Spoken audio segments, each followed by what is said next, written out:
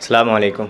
मैं तलहा इबाद और आज हम आए हैं मोटिवेशनल स्पीकर आकिब भाई से मिलने, जो माशाल्लाह किठोर में रहते हैं और एक माशरे को अच्छी तरफ ले जाने के लिए अपना काम अंजाम दे रहे हैं, लोगों को मोटिवेट करते हैं। आज हमारे इनसे कुछ क्वेश्चंस हैं और इनसे हम उनके जवाब चाहेंगे। तो पहला क्वेश्चन आकिब भाई मेरा आपसे ये है कि माशरे में जो इतनी ख़राबियाँ देखने को मिलती हैं, तो उस ख़राबी को हम किस तरह से ख़त्म कर सकते हैं? जो माशरा पस्ती की तरफ जा रहा है, उम्मत मुहम्मदिया पस्ती की तरफ जा रही है, तो इसको ख़त्म कैसे किया जा सकता है? देखिए, सबसे पहले तो जो माशरे में जितनी भी प्रॉब्लम्स हैं या जो भी कमियां हैं, अगर हम माशरा क्या है जिसमें सब लोग रहते हैं, अगर मैं एक एग्ज़ाम्पल के लिए एक छोटे बच्चे का एग्ज़ाम्पल लूँ तो वो ऊपर से दुनिया में प्योर आया है बिल्कुल, लेकिन उसकी जो कंडीशनिंग हुई है, प्रोग्रामिंग जो हुई है, जैसे गाली है, गाली उसने दुनिया में आके सीखी है।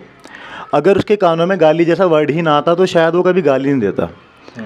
तो इसमें सबसे पहली बात मैं ये समझता हूँ कि पेरेंट्स को इस बात का एहसास ज़रूर हो कि बेबी के आने के बाद दुनिया में उनकी क्या ज़िम्मेदारी बनती है। क्या सिंपल उसको सीबीएसई बोर्ड में भेजना है या उससे पहले भी बहुत कुछ करना है? तो मैं ये समझता हूँ जो चीज़ अभी हमारे कंट्रोल में है फ़िलहाल, वो हम ये कर सकते हैं कि हम पेरेंटिंग के लिए, तरबियत के लिए लोगों को अवेयर करें, क्योंकि पेरेंटिंग में जितनी भी चीज़ें आती हैं वो इंसान के सुधार की बात करती हैं। और आपने ये भी सुना होगा कि बुरी चीज़ों को आपको बुलाना नहीं पड़ता, वो ऑटोमेटिकली आ जाती हैं। बच्चा जो है गलियों में गाने गाता फिरता है, लेकिन वो एक आयत या नज़म गाता हुआ नहीं फिरता, क्योंकि उसके कानों में बार बार गाने पड़ रहे हैं।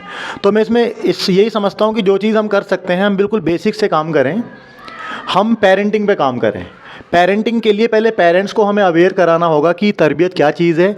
जैसे पेरेंट्स को ये लगता है कि तरबियत है कि बच्चों की अच्छी तरबियत करना, उन्हें सही डायरेक्शन देना, उन्हें एक अच्छा इंसान बनाना, लेकिन तरबियत का सबसे पहला गोल ये है कि पहले खुद को सही करना है।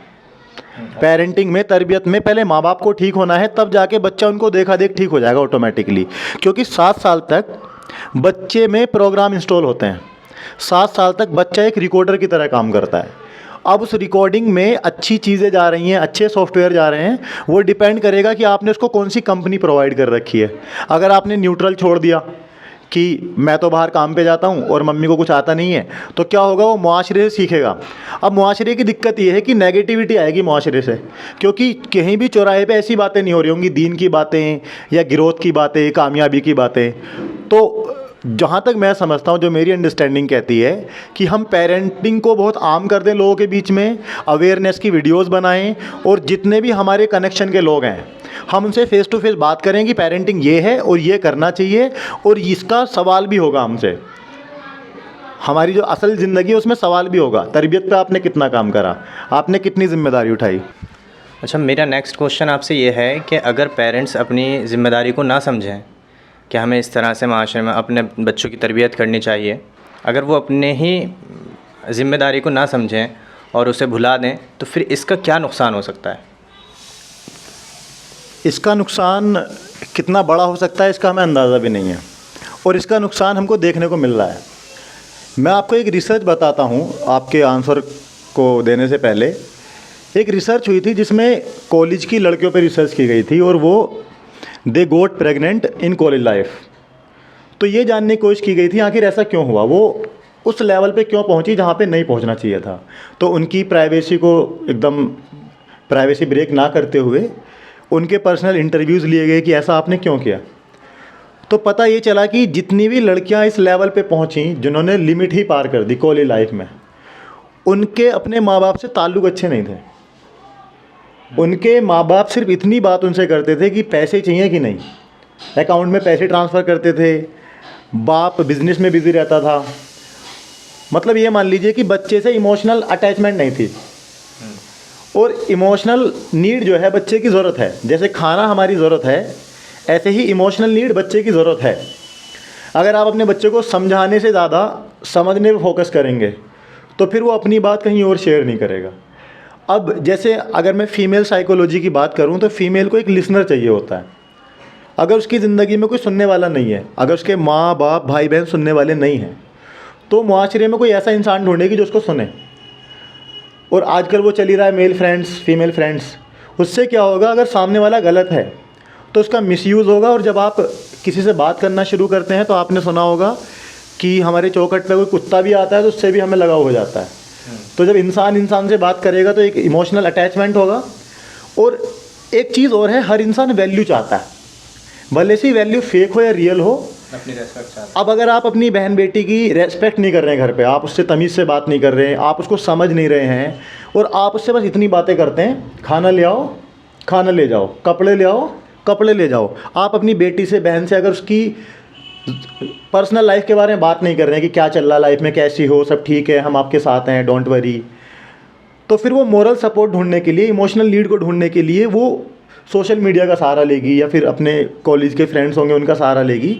और आपको पता है आजकल की दुनिया कितनी ख़तरनाक है, लोग यूज़ करना चाहते हैं, लोग ऐसे मौके ढूंढ रहे हैं जिसमें वो आपको यूज़ कर सकें। तो अगर माँ बाप ने अपने बच्चों को अपना दोस्त नहीं बनाया तो मुआशरे में उन्हें बहुत सारे दोस्त मिलेंगे जो कि गलत लोग हैं। और अल्टीमेटली रिज़ल्ट ये होता है कि आप एक एग्ज़ाम्पल से देखें, अगर एक लड़की अपने पूरे ख़ानदान के ख़िलाफ़ खड़ी हो गई है तो जाहिर है जो वैल्यू से उसके सामने वाले इंसान ने दे दी, जिसके लिए वो लड़ रही है, वो वैल्यू से उसका परिवार नहीं दे पाया। हालांकि ये चीज़ गलत है, मानता हूँ बिल्कुल गलत है, लेकिन ऐसा क्यों हुआ? जब कोई चीज़ हो गई तो हमें उसके रीज़न पे जाना ना, वो क्यों हुई। हम क्या करते हैं, हम सामने वाले को जज करना स्टार्ट कर देते हैं, तुम ऐसे हो, तुम्हारा कैरेक्टर ये है वो है, ना तो हमने कभी अपनी तरफ झांका कि ऐसा क्यों हुआ, और ना हमने ये देखा कि सामने वाली बच्ची की या बच्चे की नफ्सियाती ज़रूरत क्या क्या है, उसे खाने से अलग, पहनने से अलग क्या क्या चाहिए। अगर आपसे उसका अटैचमेंट नहीं होगा तो कहीं और होगा, जिसकी वजह से हमारा बच्चा गलत ट्रैक पे जाएगा और बाद में हमारे पास पछताने के अलावा, रोने धोने के अलावा कोई ऑप्शन बचेगा नहीं। हमें अपने बच्चों से इमोशनल ताल्लुक़ मजबूत करना होगा कि उसकी लाइफ में कोई मसला है तो हमसे शेयर कर सके। जैसे एक बड़ी अफसोस की बात है, बहुत सारे माँ बाप ये कहते हैं कि मेरा ऐसा वजूद है घर में कि मेरे सामने मेरे बच्चे सांस नहीं ले सकते। तो मैं आपसे क्वेश्चन कर रहा हूँ कि आप थानेदार हैं, आप माँ बाप हैं, आपको देख के बच्चे के चेहरे पे स्माइल आनी चाहिए, बच्चा आपको देख के घबराना चाहिए कि अब पापा आ गए, अब मैं नहीं बोलूँगा। तो ये जो चीज़ है कि मेरे सामने ऐसा नहीं हो सकता, ये जो ईगो है, ये इमोशनल अटैचमेंट को बिल्कुल ख़त्म कर दे रहा है और बच्चा अपने बाप से शेयर नहीं करेगा, पूरी दुनिया शेयर कर लेगा। तो इतना बड़ा नुकसान है इस चीज़ का, क्योंकि ये जो फिज़िकल नीड है लड़कियों की या लड़कों की, वो बहुत बाद में आती है। अगर उसकी इमोशनल नीड पूरी होती रहे तो जब तक वो मैच्योर हो चुका होता है, उसे पता है कि ये चीज़ गलत है, ये सही नहीं है। लेकिन अगर वो जब एक्चुअल टाइम होता है बहकने वाला, ट्रैक से डी ट्रैक होने वाला, उसमें आपको बच्चों को टाइम देना है। स्पेशल में टाइम देना हमारी जिम्मेदारी है। हम कहते हैं कि मेरा ऑफिस का टाइम है, मेरा दुकान का टाइम है, बच्चों से हमने इमोशनल अटैचमेंट बनाई नहीं और बच्चा किसी और के साथ बनाएगा। आप समझ रहे हैं मैं क्या कहना चाह रहा हूँ? तो ये बड़ी गहरी बात बताई है आकिब भाई ने। मैं अभी वाकई इस बात को सुन के बहुत हैरान हूँ कि अगर पेरेंट्स अपनी ही ज़िम्मेदारी को भुला देंगे तो माशरा कितनी ख़राबी में जाएगा, बहुत ज़्यादा ख़राबी में। तो एक चीज़ और है, इसका कोई इस्लाम भी बताता है कि हाँ इस्लाम के रास्ते से इसका हल हो सकता है, या इस्लाम कोई रास्ता बताता हो कि हाँ किस तरह बच्चों को उनको संभालना चाहिए, किस तरह पेरेंट्स को अपनी ज़िम्मेदारी लेनी चाहिए। मतलब बच्चे बेबी जब होता है उससे लेके बड़े होने तक एक एज आती है जब उसका निकाह हो जाता है, उस वक्त तक पेरेंट्स को किस तरह बच्चे को रखना चाहिए अपने साथ। देखिए बहुत सारी आजकल पेरेंटिंग में बुक्स भी आ रही हैं, लेकिन उसमें कहीं ना कहीं राइटर का अपना नज़रिया है, उसने बहुत सारी चीज़ें अपने पास से ऐड ऑन कर रखी हैं। लेकिन जो बेस्ट पर्सनैलिटी दुनिया के नंबर 1 इंसान को का खिताब जिनको मिल चुका है, हमारे नबी करीम सल्लल्लाहु अलैहि वसल्लम, उन्होंने पेरेंटिंग का मेथड बता रखा है। और साइकोलॉजी भी इस बात को कहती है कि 7 साल तक बच्चे की प्रोग्रामिंग होती है। जैसे मोबाइल के अंदर कुछ सॉफ्टवेयर हैं, मैं आपको एक एग्जांपल देता हूँ। जैसे आपने मोबाइल की वीडियो प्ले कर दी और आप मोबाइल से चिल्लाते रहें कि वीडियो बंद हो जाए, वीडियो बंद हो जाए, तो वीडियो बंद नहीं होगी जब तक आप उसका बटन नहीं दबाएंगे। तो जिस तरीके से मोबाइल के अंदर सॉफ्टवेयर है कि उसके बटन से ही वो रुकेगा या उस ऑप्शन पे क्लिक करना पड़ेगा वो रुकेगा, ऐसे ही बचपन में हमने बच्चे को लाइटली लिया। जैसे हमने उसकी तरबियत पे ध्यान नहीं दिया, इसको गाली दे दे, इसके थप्पड़ मार दे। हम इस बात को भूल जाते हैं कि 7 साल तक बच्चे की कंडीशनिंग हो रही है, प्रोग्रामिंग हो रही है, उसके अंदर सॉफ्टवेयर इंस्टॉल हो रहे हैं। अब जब वो 8वें साल में गाली देगा ना, वो ऑटोमेटिक गाली देगा, वो चूज़ करके गाली नहीं देगा कि मुझे ये वाली गाली देनी है। सॉफ्टवेयर ऑटोमेटिकली उससे गाली दिलवाएंगे। और अगर सॉफ्टवेयर अच्छे होंगे तो वो अच्छा काम भी ऑटोमेटिकली करेगा। अगर आप ये चाहते हो कि बच्चा तू ना बोल के आप बोले, तो आप बच्चे के सामने घर में आप बोलिए, उसके दिमाग में आपका सॉफ्टवेयर पहुंचेगा, वो ऑटोमेटिकली हर किसी को आप बोलेगा। तो हमारे नबी ने बताया कि जो पहले 7 साल है, जिसको साइकोलॉजी ने बताया कि प्रोग्रामिंग हो रही है, उसमें आपको अपने बच्चे से इमोशनल बॉन्डिंग बनानी है बहुत मजबूत, कि वो आपको बहुत ज़्यादा माने। और बॉन्डिंग बनती है वक्त देने से। सबसे महंगी चीज़ जो दुनिया में आज है वो वक्त है। आपने किसी को दे दिया वो वापस नहीं आ सकता। फिर जो 7 से 14 साल का टाइम है, जो कि आपने पढ़ा होगा, एडोलसेंस भी उसी में आ जाती है, टीनेजर्स। तो उसमें क्या है कि आप बच्चे को जो है अपने साथ इंगेज करना शुरू करें। अगर आप बिज़नेस भी करते हैं तो आप उसको साथ लेके जाएं, सक्सेसफुल लोगों से मिलवाएं, उनका लाइफ स्टाइल क्या है, उनकी हैबिट्स क्या हैं, और फिर जो है आप उनको सारी चीज़ें बता दें। जितनी भी कंडीशनिंग आप कर सकते हैं उसको बता सकते हैं, उसके लेवल की चीज़ आप बताएं। और आप जो है ना उसको छोटा ना माने। अगर वो सलाह भी दे रहा है तो कितनी बार क्या होता है कि तुम नहीं बोलोगे, तुम छोटे हो, तुम हमारे बीच में नहीं बोलोगे।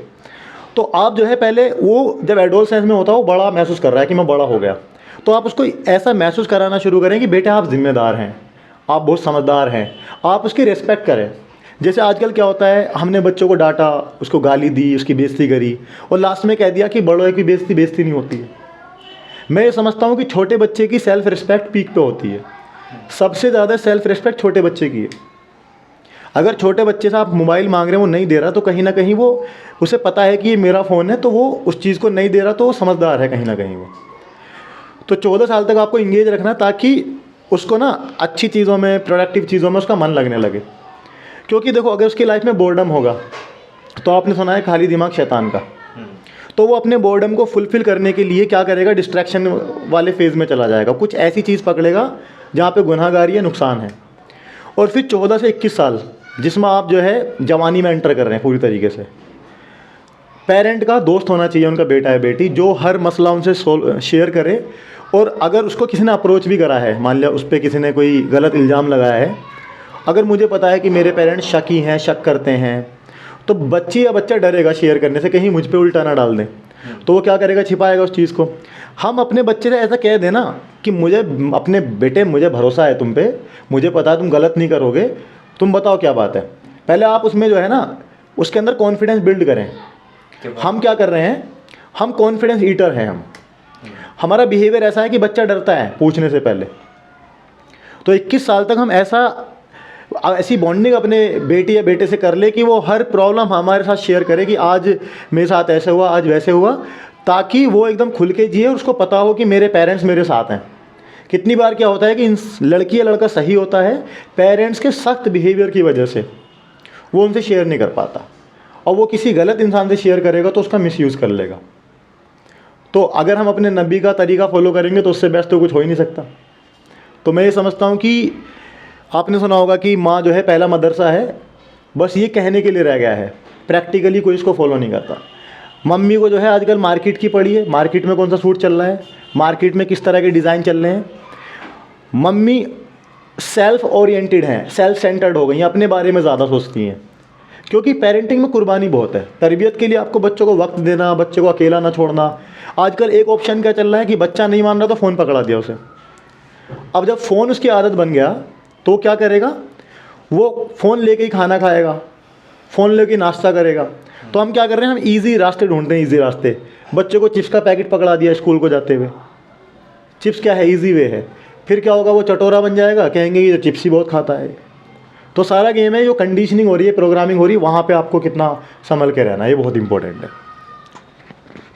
तो इसमें एक बहुत इम्पोर्टेंट बात आई है सामने कि इस्लाम जो तरीक़ा बताता है वो ये है कि 7 साल तक बच्चे को जो है अपने से इस तरह से कहते हैं कि गोद में रखें, बिल्कुल 7 साल की उम्र तक। उसके बाद बच्चे को थोड़ा ज़िम्मेदारी भी डालें, उसे थोड़ा जो डिस्ट्रैक्ट हो, जिस रास्ते पे वो जाकर उस रास्ते से बचाएं और उसे अपने कामों में बिज़ी रखवाएं। उसके बाद से 21 साल तक की उम्र में ये रहना चाहिए कि बच्चे के साथ दोस्त बन के रहें, है ना। 21 साल तक की उम्र तक बच्चे के साथ पेरेंट्स को दोस्त बन के रहना चाहिए, ताकि वो उनसे अपनी सारी बातें शेयर कर सकें। बिल्कुल। और इजी वे नहीं ढूंढना चाहिए। नहीं कि हाँ, अगर छोटा बच्चा है तो उसे, अगर काम पेरेंट्स कर रहे हैं कोई काम और उसमें बच्चा परेशान कर रहा है, तो परेशानी से बचने के लिए उसे फ़ोन पकड़ा दिया जाए, तो ये गलत है बहुत ज़्यादा। और उसे खाने की कोई चीज़ दे दी और उससे फिर उसे आदत बन जाती है, फिर बच्चे को पेरेंट्स खुद ब्लेम कर रहे होते हैं, जबकि वो गलती खुद पेरेंट्स की होती है। फिर बच्चा फिर चाह के भी ना, अपनी हैबिट्स को चेंज नहीं कर सकता, क्योंकि वो हैबिट्स बहुत स्ट्रॉन्ग उसके अंदर बिल्ट हो चुकी हैं सॉफ्टवेयर की तरह। अब सॉफ्टवेयर जो है डिलीट नहीं होते, वो अनइंस्टॉल होते हैं, और वो तब होते हैं जब बच्चा खुद चाहता है। अब बच्चा उस चीज़ को अगर 15-20 साल की उम्र में चाहेगा, उसको ऐसा माहौल मिल गया कि हाँ मुझे चेंज होना चाहिए, तो वो चेंज होगा। अदरवाइज़ अगर वही लाइफ स्टाइल रहा तो उसका मिजाज, एटीट्यूड वो बन चुका होगा, और फिर आपने सुना होगा कि इंसान की फितरत बन जाती है, वो चेंज नहीं हो पाती है। तो हमें 7 साल तक जो उसकी प्रोग्रामिंग है, इस टाइम पीरियड में तो बहुत ही ज़्यादा ध्यान रखना है कि उसकी लैंग्वेज क्या है, उसका बिहेवियर क्या है। तो माशाल्लाह बहुत अच्छा अंदाज़ था हमारे आकिब भाई का बताने का, और बहुत अच्छे तरीके से समझा दिया। नहीं तो ये माशरा बहुत बेपस्ती की तरफ जा रहा है, बहुत ज़्यादा जो ख़राबियाँ हमारे माशरे में आ रही हैं। इस चीज़ को हर पेरेंट्स को समझने की बहुत ज़्यादा ज़रूरत है कि हमें किस तरह से अपने आप को ज़िम्मेदार बनाना है और किस तरह से बच्चों की तरबियत करनी है। ये बहुत ज़्यादा ज़रूरी है। अगर पेरेंट्स अपनी तरबियत नहीं करेंगे, ख़ुद सेक्रीफाइस नहीं करेंगे, तो फिर बच्चे की तरबियत होना बहुत मुश्किल है। तो पहला सेक्रीफाइस पेरेंट्स को करना है, उसके बाद बच्चे से ये उम्मीद करें कि हाँ हमारा बच्चा सुधरेगा।